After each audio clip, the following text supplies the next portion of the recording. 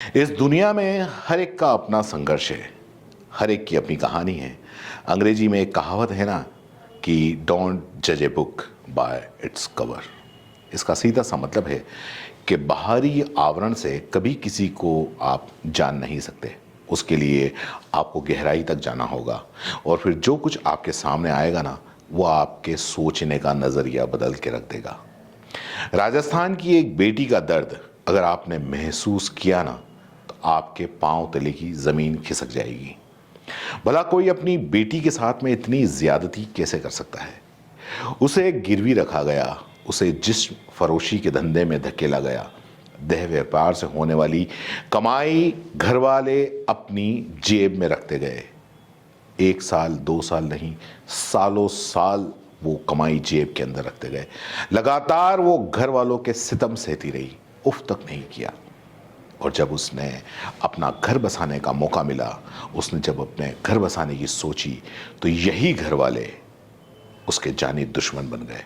माँ, भाई और भाभी शादी नहीं होने दे रहे हैं, अंजाम भुगतने की धमकी तक दे रहे हैं। उस बदकिस्मत बेटी का नाम है अनामिका।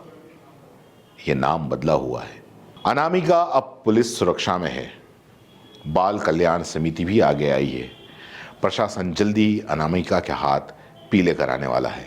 वो अपने मनपसंद लड़के के साथ 7 फेरे लेगी। पिछले 10 साल से ज्यादा वो ज्यादती झेल रही है। अनामिका की कहानी आप उसी की जुबानी सुनिए। मैं बूंदी के रामनगर इलाके की रहने वाली हूँ। मेरे घर में माँ, भाई और भाभी हैं। मैं 9 भाई बहन में 7वें नंबर की हूँ। सबकी शादी हो चुकी है, बस मेरी ही शादी नहीं हुई। बात 2014 की है। उस समय मैं 14 साल की थी। घर वालों ने कर्ज का हवाला देकर मुझे ग्वालियर एमपी में एक शख्स के यहाँ गिरवी रख दिया। इसके बदले मेरे घर वालों को 8 लाख रुपए मिले। इस काम में एक दलाल ने मेरे घर वालों का साथ दिया। जिनके यहाँ मैं थी, वो लोग मुझे रोज प्रताड़ित करते। 3 से 4 साल बाद मेरे घर वाले मुझे बूंदी लेकर आ गए। ग्वालियर से बूंदी आने के बाद कुछ ही दिन में घर वालों के साथ रह पाई। मेरे घर वालों ने फिर से मेरा सौदा कर दिया। अब की बारी मुंबई जाने की थी।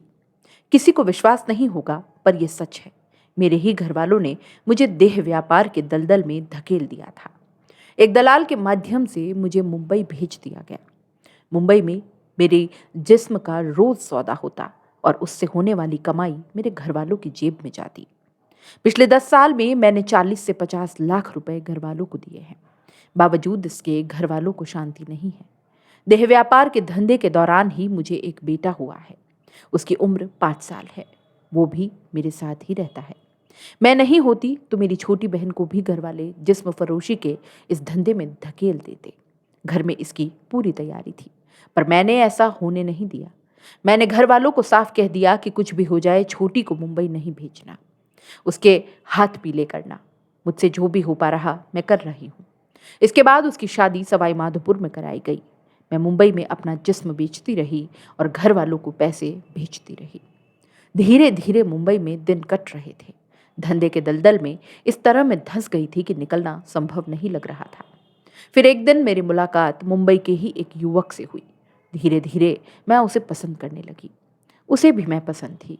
मैं चाहती तो 4 साल पहले ही इस युवक के साथ शादी कर चुकी होती, पर मैंने ऐसा नहीं किया। मेरा प्रेमी बूंदी से मुंबई आता जाता रहा। मेरी मुलाकात होती रही। इसके बाद हम लोगों ने शादी का फैसला किया। इस राह में सबसे बड़ा रोड़ा मेरे घर वाले ही बन गए। मेरे घर वाले ही मुझे इस दलदल से निकलने नहीं देना चाह रहे थे। दलाल लगातार मुझ पर नजर रखे हुए थे। उनके चंगुल से निकलना आसान नहीं था। आखिरकार एक दिन हिम्मत करके करीब 1000 किलोमीटर का सफर कर मैं अपने बेटे और प्रेमी के साथ मुंबई से बूंदी आ गई। 3 महीने तक हम लोग इधर उधर छुपते रहे। मेरे घर वालों के कई फोन आए। उन्होंने बहुत खूब बहलाने की कोशिश की, परंतु मैं उनकी बातों में नहीं आई। मैं अपने प्रेमी के साथ घर बसाना चाहती हूँ। मेरी शादी के मेरे परिवार वाले ही दुश्मन बन गए हैं। मैं पल पल डर के साए में जी रही हूँ। वो मुझे लगातार धमका रहे हैं। घर वालों ने यहाँ तक कहा कि अंजाम भुगतने को तैयार रहो। बुधवार को मैं अपने प्रेमी के साथ एसपी ऑफिस पहुंची। यहाँ पुलिस प्रशासन से सुरक्षा की गुहार लगाई। मैंने अपने दोनों भाई, बड़ी भाभी और माँ के खिलाफ सख्त कार्रवाई की मांग की है। मुझे बूंदी बाल कल्याण समिति के अध्यक्ष सीमा पोद्दार के सामने पेश किया गया। यहाँ मेरे बयान कराए गए और इसके बाद मुझे वन स्टॉप सखी सेंटर बूंदी भेज दिया गया है। मुंबई में ही बूंदी जिले की 30 से 40 युवतियां हैं जो देह व्यापार के दलदल में फंसी हुई हैं। इससे पहले कई इस दलदल से छुटकारा पा चुकी हैं। कईयों ने अपने घर बसा लिए हैं। बूंदी ही नहीं, राजस्थान के अन्य जिलों की लड़कियां भी इस दलदल में हैं। मायानगरी यानी मुंबई में बड़ी संख्या में राजस्थान की लड़कियों से धंधा कराया जाता है। मुझे भरोसा दिया गया है कि मुझे कुछ नहीं होगा। प्रशासन मेरे साथ है। 3 फरवरी को रामनगर में हिंदू रीति नीति के साथ मेरा विवाह करवाया जाएगा।